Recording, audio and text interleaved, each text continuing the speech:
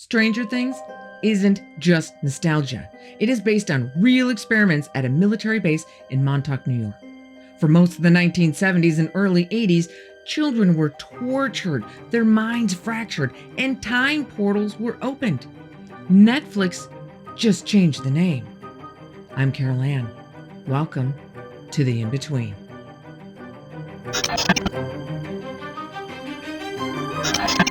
I'm going to tell you right up front that this is the first part of a two-part series because I just couldn't fit everything into one episode, which means that I went deep. I have lots of information that you probably have never heard before. With that being said, let's start off by talking about the government. Governments can be good and governments can be bad. And we all know that the US government has, at times, been very bad. Well, at least some members of it have done some very bad things. Everything from letting men die of a completely curable disease, to exposing our own soldiers to mustard gas, to injecting plutonium into civilians. But the story of the Montauk Project, if true, is, I think, the granddaddy of them all. So what's the story? Well, this story starts out as the story of projects. Lots of different projects. I swear, at any given time, the US had more secret projects going than Martha Stewart at Christmas. So once all your pine cones are glittered. To work our way through this timeline for some context, let's start at the very beginning. Well, maybe not the very beginning, but we're going to go all the way back to the 1930s and early 40s, World War II. Hitler, who we all know is not a nice man, had no problem ordering scientists to experiment on anyone unlucky enough to be a resident of Germany's numerous concentration camps. We know that he was looking for advantages that would help him win the war in some places pretty far off the beaten path, including the use of psychics, hypnosis, and fun pharmacologicals. Once Germany loses the war, and it only takes a hot minute before the Cold War starts, someone here thought, hey, we better grab those German scientists before Russia does. That's the beginning of Operation Paperclip in 1945. We recruited over 1,600 German scientists, engineers, and technicians, many of whom were former Nazis involved in war crimes. I wonder why they wanted to keep that secret. Many of these scientists find their way to a place called Brookhaven National Laboratory.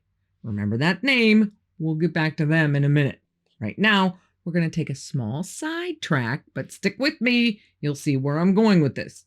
For those of you who are fans of the Netflix series Stranger Things, you may or may not be aware that this series is based on the Montauk Project.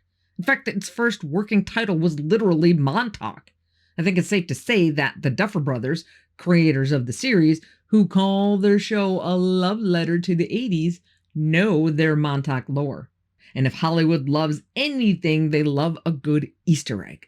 Among numerous Easter eggs in the Stranger Things series that give nods to the Montauk Project lore, one of them is the use of a song that came out in 1985 by Kate Bush called Running Up That Hill.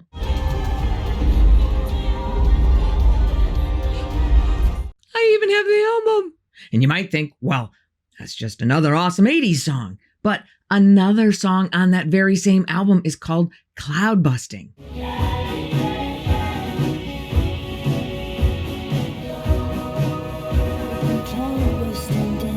Whose music video actually starred Donald Sutherland as a man named Wilhelm Reich. In the late 30s, Wilhelm Reich, an Austrian-born psychoanalyst and protege of Sigmund Freud, would move on to other pastures and discover something called orgone energy, which he theorizes is the real life force of the universe. Of course, the reverse of orgone energy is something he called dead orgone energy, or DOR. The opposite of a life force energy, dead orgone energy is stagnant and oppressive, and it's the majority force behind thunderstorms. The more DOR hanging in the clouds, the more violent the storm. So Reich takes his orgone and dead orgone discovery, moves to America, and builds a cloud-busting machine that he claims And with some test evidence to back him up, he can modify the weather. The US government takes notice, and Project Phoenix is born to further study these weather effects. Now, around that same time, in the early 40s, another project is started called Project Rainbow. You may have heard of this one already. We talked about it here before in our episode on the Philadelphia experiment. If you haven't seen that episode, I will link it in the description. But the short version is that in 1943, the US Navy ran an experiment trying to induce invisibility with massive electromagnetic fields on the USS Eldridge, which kind of worked, but kind of didn't. The ship disappeared from the port in Philadelphia, showed up 200 miles away 10 minutes before it left Philly, and then reappeared back in Philly. Woohoo! However, the men who were unlucky enough to be on board were a wreck. Some guys had their bodies fused into the ship itself. Some were frozen like statues. And a lot of the few remaining who were okay physically went insane. I know this is a super short version of the story, but trust me, we will be circling back to this one in a major way. But super long story short, the Navy kind of backs off Project Rainbow for a while, but doesn't completely mothball the idea. As time goes on, the radio wave research from Project Phoenix and the electromagnetic research from Project Rainbow, which gets absorbed under the umbrella of Project Phoenix, makes its way to the Brookhaven National Laboratory, or BNL for short. Now remember, by this time, BNL is full of German scientists with a background in rudimentary mind control. So, with the data they have on the effect of cloud busting with Oregon energy, and the data they have from the effects of electromagnetic energy on the human brain from the Philadelphia experiment, they start working on using that data for straight up mind manipulation. Now, don't get this confused with Project MK Ultra. MK Ultra was the CIA's clandestine program from 1953 to 1973 that conducted illegal experiments on unwitting subjects using LSD, hypnosis, sensory deprivation, and other methods to develop mind control techniques for interrogation and behavioral manipulation. And just in case you're thinking to yourself, well, that was really just a small rogue program run by a few out-of-control people. Just know that MK Ultra is known to have had a whopping 149 sub-projects. That project was huge. So the two projects, Phoenix and MK Ultra, had the same basic idea. But while MK Ultra was trying to control people using physical processes, Project Phoenix was concentrating on doing the same thing with specific electromagnetic frequencies and pulsing after they figured out that certain frequencies can make people feel certain ways. And it works. Not right away. It takes about 20 years to travel the road from cloud busting to using electromagnetic frequencies to manipulate people. But they get the gist of it by 1967 when they go in front of Congress and say, hey, we can control your mind, but we need more money. Congress says, I don't think so, and promptly yanks their funding. Not being deterred, the guys at Brookhaven turn to the military, telling them, we have ways to make the enemy surrender before a single US soldier's foot hits the battlefield. The military says, we're in. What do you need? We need a big radar. Well, what do you know? We just happen to have this big radar right here in Montauk. And just like that, the disbanded Project Phoenix is resurrected from the ashes as Phoenix 2. That brings us to the early 70s when things start to get really interesting. You might be asking right about now how the military could just have this huge radar installation ready for Project Phoenix people to use. Crazy, right? But they did. Out east of New York City, all the way to the easternmost tip of Long Island, is the little town of Montauk and the Montauk Lighthouse perched on Turtle Hill. Turtle Hill has been used for millennia by the local Native American tribes as a peak spot to light signal fires to call area chiefs together. Then it was used by the British before the Revolutionary War as a place for a signal fire to guide their incoming warships around the dicey coastline. So George Washington thought, since everyone's using it for a beacon, let's put a lighthouse beacon there. Roll on up to World War I, and the Department of War installs temporary gun batteries in 1917 to guard New York Harbor from the Germans. Fast forward to 1942, right after Pearl Harbor, and with Nazi U-boats prowling Long Island Sound, the Army seizes 468 acres next to the Montauk Lighthouse to build Fort Hero, renamed Camp Hero that same year, as a key piece of the Eastern Coastal Defense Shield, fearing it's likely a prime invasion landing spot. They even went so far as to build all of the buildings to look like regular civilian buildings, like houses and even a church with a steeple, all to camouflage that it's an army base. But that's just the frosting that hides an extensive underground tunnel system. The Montauk area gets its name from the Montaukett Indians who have lived there for thousands of years, until they pretty much got cheated out of it all the way back in 1660. The Montauk Lighthouse sits right on Turtle Hill. Turtles are considered sacred in Native American lore, so that means the U.S. government built Camp Hero on, say it with me, sacred Indian land. Man, we never learn, do we? But I digress.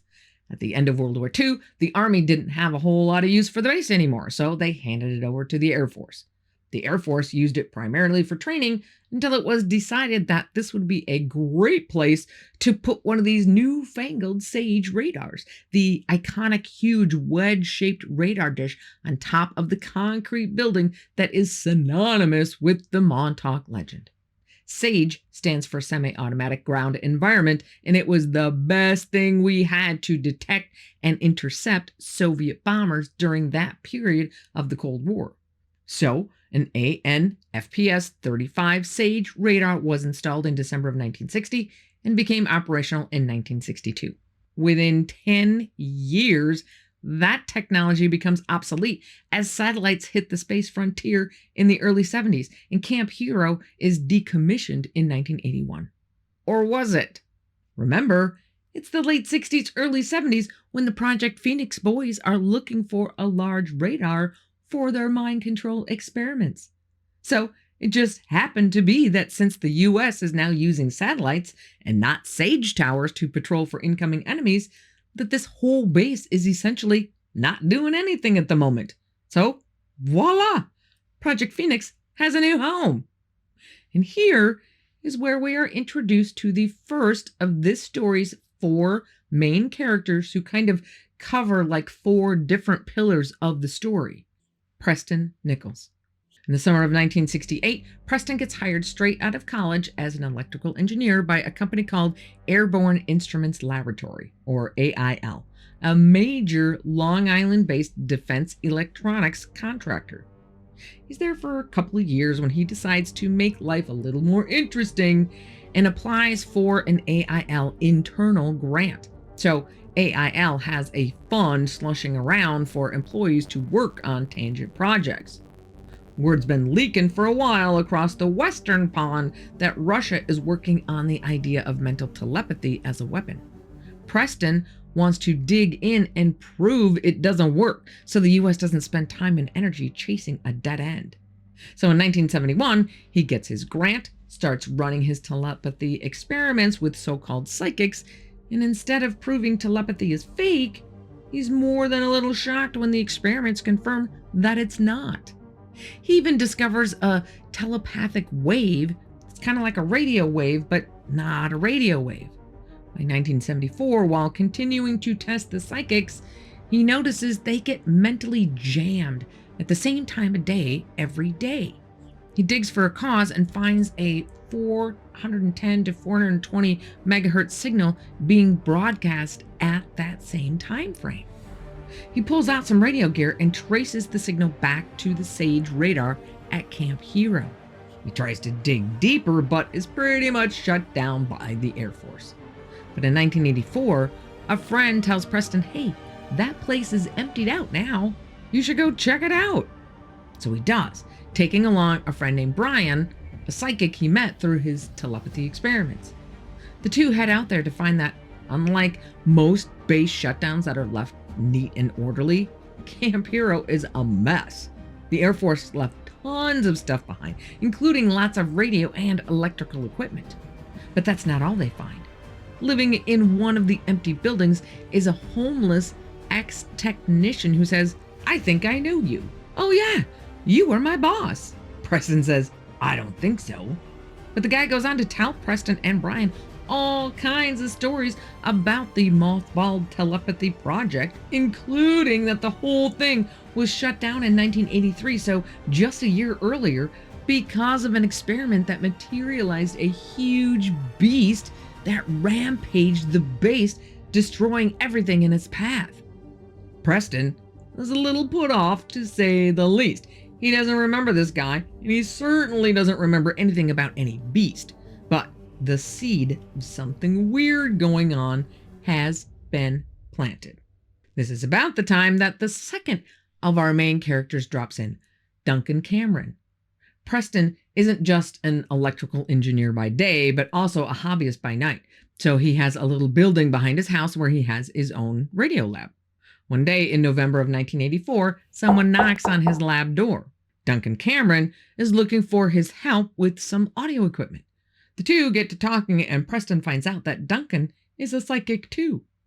Preston's dive into telepathy research has become a personal endeavor at this point, but it's a project he's still working on. So Preston invites Duncan into the fold. One day, on a hunch, Preston takes Duncan out to the Camp Hero base just to see if Duncan could tune into anything out there. Much to the surprise of both of them, not only does Duncan tune in, but it becomes very apparent that he has been there before, lots of times. He already knows where everything is, what every building is for, and starts to fill out the picture of what happened at that base. It's pretty obvious to both of them that Duncan has blocked some of his memories of this place, so Preston applies some techniques he's learned, like hypnosis, for example, to see if he could dissolve this block. And they're both a little surprised when Duncan blurts out that he's been programmed to befriend Preston, kill him, and blow up his lab. Well, there's a fine how do you do. Duncan then disavows any programming and anyone who put the programs in his head, and the two set out to remove whatever outside influences are hiding in Duncan's head. As time goes on, and as Duncan's memories are coming back, he discovers that he was actually involved in the Philadelphia experiment. He and his brother Edward Cameron were both part of the ship's crew, but he has no idea what happened to Ed. Duncan isn't the only one with memories coming back. So are Preston's. He starts to pay attention to little anomalies in his life that he paid no attention to before, like bruises and band-aids that show up out of nowhere with no recollection as to how they got there. He even checks with the company nurse. "Did I come in today and get this band-aid from you?" The nurse says, "Nope." Something's going on. One day, he decides to follow this funny feeling in his gut and heads down to the basement to a high security area where only about 10 people have clearance. He walks with confidence up to the security guard, who hands him a different security badge with his name on it. He walks through, down the hall, and finds a nice office with a desk that has a nameplate sitting on it. Preston B. Nichols, Assistant Project Director. He leaves, but when he tries to go back again, he's told he doesn't have clearance for that area. That's totally okay. He knows what he saw. Proof that something is rotten in the state of Denmark. So Preston and Duncan march on, slowly getting memories back and trying to figure out not only what might still be locked in their heads, but also exactly what went on inside that base. And they managed to piece together quite a bit. This is the horrific story that emerged. Duncan is the project's main man from the very beginning due to his psychic ability. Over time, refinements are made both to his process and the process is used to channel his energy. Those refinements include a couple of key elements. First is the development of what is now known as the Montauk Chair. This chair is able to take whatever Duncan is thinking or projecting and amplify it until the point that he can bend reality. Everything from manifesting solid objects to opening time portals. And the program directors start rounding up children, mostly boys, runaways, or anyone else who won't be missed, anywhere from ages 6 to 22 years old. These kids, who became known as the Montauk Boys, are tortured and beaten in a deliberate attempt to fracture their minds. Their minds need to be broken so they can be rebuilt any way their handlers choose, kind of like creating multiple personalities on demand. Lots of kids don't even make it through this process. Those that do are broken up into two camps, with or without psychic abilities. Those with psychic ability are wired up to Duncan's psychic channel, so to speak, to feed their power into his to make his power stronger. Everybody else is programmed and trained to take part in experiments with the time portals. Of course, those portals aren't always stable, and sometimes they would shut down, stranding whoever is on the other side. Apparently, rescue missions are attempted, but many times unsuccessful. Preston and Duncan estimate that somewhere between 3,000 and 10,000 children are lost forever somewhere in time and space. But they keep moving forward, improving the technology the whole time. By about 1980, they've figured things out so that their time tunnels are stable enough that even Duncan goes on at least one mission to Mars. But all of their messing around with time and space starts to take its toll. The transmitters and chair are now creating stable, self-sustaining time rifts that are growing on their own. Technicians are losing entire hours, sometimes days. Objects are materializing and dematerializing without command, and the base is literally starting to phase in and out of 1983 reality. Not to mention the fact that information is starting to leak, and Congress wants to know who's using all of that electricity. So on August 12th, 1983, after the chair's been running nonstop for weeks, something different happens. The machinery seems to lock into a rhythm with something else.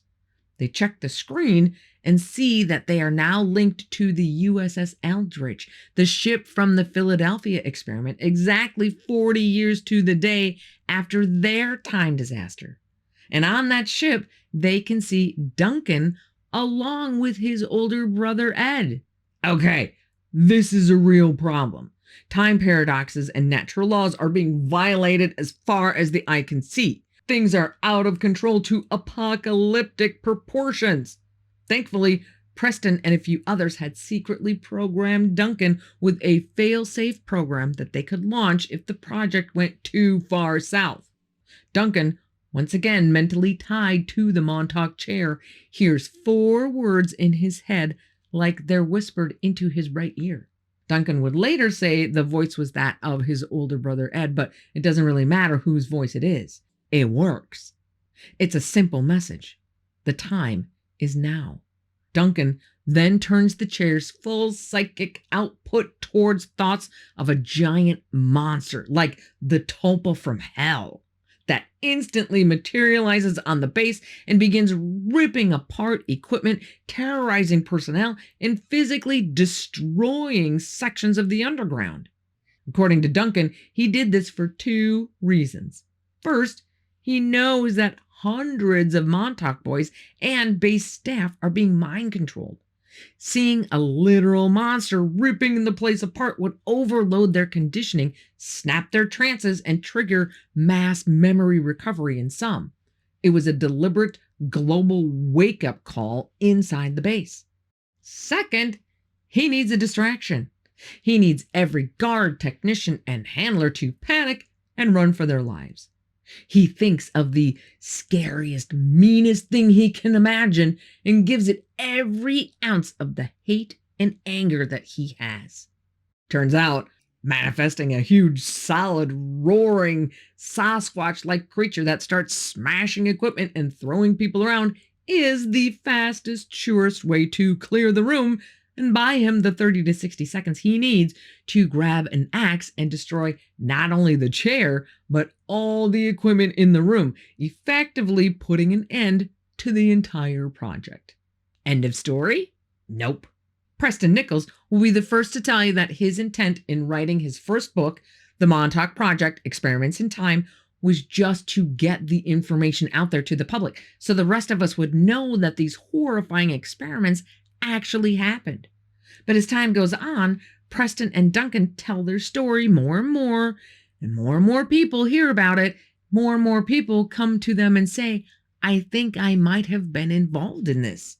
And because Preston has learned a lot about how to remove these memory blocks that were given to participants in the project, he and Duncan helped numerous people recover their memories of their involvement. One of those people is the third of our story pillar characters, Stuart Swerdlow. It's because of his willingness to throw caution to the wind and share his story that we have a good idea of what happened to the children who were forced into the program. In 1995, a friend of Stuart's invites him to a lecture in Brooklyn that Preston is giving on the Montauk Project. After the presentation, Preston drives Stuart home and they talk about Stuart's history of weird nightmares that always take place in some secret underground facility. The parallels between Stuart's nightmares and Project Phoenix reality leads Preston to suggest that maybe Stuart is a Montauk boy. Preston helps Stuart through a few deprogramming sessions. The dam finally breaks in Stuart's mind, and all the unspeakable memories come flooding back. Stuart tells of being brutally beaten to within an inch of his life over and over again to achieve that mind-fractured state the handlers are aiming for. He witnesses other kids being tortured, animals being murdered, and even other people being murdered. He's lucky enough, or unlucky enough as the case may be, to survive the initial phase of the psyche fracturing regimen and is in the program for years, watching countless children come and go. In his estimation, it's possible that upwards of 100,000 children were harvested into this nightmare. So as Stuart's testimony helps us understand the true scope of the horrors, the fourth and final main character and pillar of the story, Al Bielek, helps us understand how advanced the technology became. Let's go back a bit to 1988. Al is retired from his job. Coincidentally, or is it, he also worked at AIL as a high-level radar and electronics specialist. Supposedly, he and Preston didn't know each other at AIL, but with all the memory wiping going on, who knows? Now, Al had met, or had at least seen, Preston and Duncan before 1988. Al physically met Preston around 1983 when he attended the U.S. Psychotronics Association convention where Preston gave a speech. The term psychotronics means technology designed to interact with or control the mind. And he met Duncan in 1985 at another USPA conference. And Al says at the time, he has this vague feeling that he knows them both, but he has no idea why. That changes in 1988 when Al was kicked back at home watching the movie The Philadelphia Experiment. That movie kicks off a torrent of memories flooding back into Al's head. Memories of him being on that ship. Al calls Preston and says, "You're not going to believe this, but I just remembered I was on the Eldridge in 1943, and I think I'm the Edward Cameron you and Duncan have been talking about." Preston and Duncan invite him out to Long Island. Al drives out, meets them in person, and the three of them spend an intense weekend comparing notes. And Al's memories go a long way to filling in some gaps and rounding out even more of the story that Preston and Duncan had already done. And they all come to the conclusion that Al Bielek is indeed Ed Cameron, Duncan's brother. Now remember way back to almost the beginning of the story when I said we would be circling back to the Philadelphia Experiment. Well, here we go. And you better be sitting down for this because the following series of events is going to twist your brain. Ready or not, here we come! Let's back up a little on the timeline to that all-important August 12th, 1983 day when Duncan is still in the chair. According to Al's memories, Duncan locks the time coordinates to the original Philadelphia experiment, August 12th, 1943, exactly 40 years earlier, creating a tunnel between 1943 and 1983. Edward and Duncan Cameron, seeing the insanity happening around them on the boat, both jump over the side, preferring possibly drowning to what is going on around them. But they never hit the water. They jump into the time tunnel created by Duncan in 1983 and land inside the Camp Hero compound. So now there are two Duncan Camerons existing in the same time. But just remember, there's only one Ed. His future self, Al, is not involved with the program at this point, is off somewhere having a nice life. Now, I have to stop right here for a moment and talk about a cosmic quirk, if you will, of our existence. According to Preston and Duncan, when a new soul is created and a new human is born, that soul is pegged to a specific time and space in reality. Should you lose your attachment to that spot, you lose your attachment to reality. That tunnel that 1983 Duncan created from 1983 to 1943 is now a stable reference point between those 2 years. However, the original rip in time and space created in 1943 was a totally one-ended, unstable hyperspace bubble, causing those inside the electromagnetic bubble surrounding the ship to lose their places in reality, to become unpegged. While the ship was invisible in the hyperspace bubble, the crew experiences total disorientation, having left the physical universe with no familiar reference points, leading to mental horror and physical phase shifting. So the people in 1983 send Ed and Duncan from 1943 back through the tunnel to smash the equipment on the Eldridge to close the crazy, out-of-control vortex that had been created. However, when Duncan smashes the generators, collapsing the electromagnetic field and forcing the Eldridge to rematerialize in the 1943 timeline at the Philadelphia Naval Yard, that's when the crew members are, in some cases, fused into the ship and or lose their minds. But Duncan and Ed are once again brought back through the time tunnel to 1983. Once they're back safely, they have a problem. What do they do with these two guys they have from 1943, especially the two Duncans? With the project racking up more loose ends than a fringe jacket at Woodstock, it's decided that since the entire system depends on Duncan, he can stay, but Ed can't. So they open another tunnel and send Ed to the year 2137. 1983 Duncan then turns his attention to the 1983 equipment and uses his amplified signal to burn out the transmitters, and then takes an axe and destroys not only the chair, but any other equipment within reach. So, now what do they do with the extra 1943 Duncan? Before they even have a chance to answer that question, it becomes obvious that 1943 Duncan's body has lost its original timeline reference and isn't adjusting well to this new timeline. He's aging rapidly. He'll be dead from old age within hours, a day or two at most. The higher-ups think, now what? We can't let him die. We need his soul to survive so we can still have 1983 Duncan in the program. None of this can happen without him. So they take drastic measures. Using some technology they discovered along the way, they are able to retrieve and store 1943 Duncan's soul before he dies. Then they use a backup transmitter to open a small portal back to about 1950. They locate Duncan's dad, Alexander Cameron, and convince him he has to sire another son, who is born in 1951. In 1963, when that child is 12, Duncan's soul, or psychic signature, is transferred into the 12-year-old's body, displacing the original child's soul.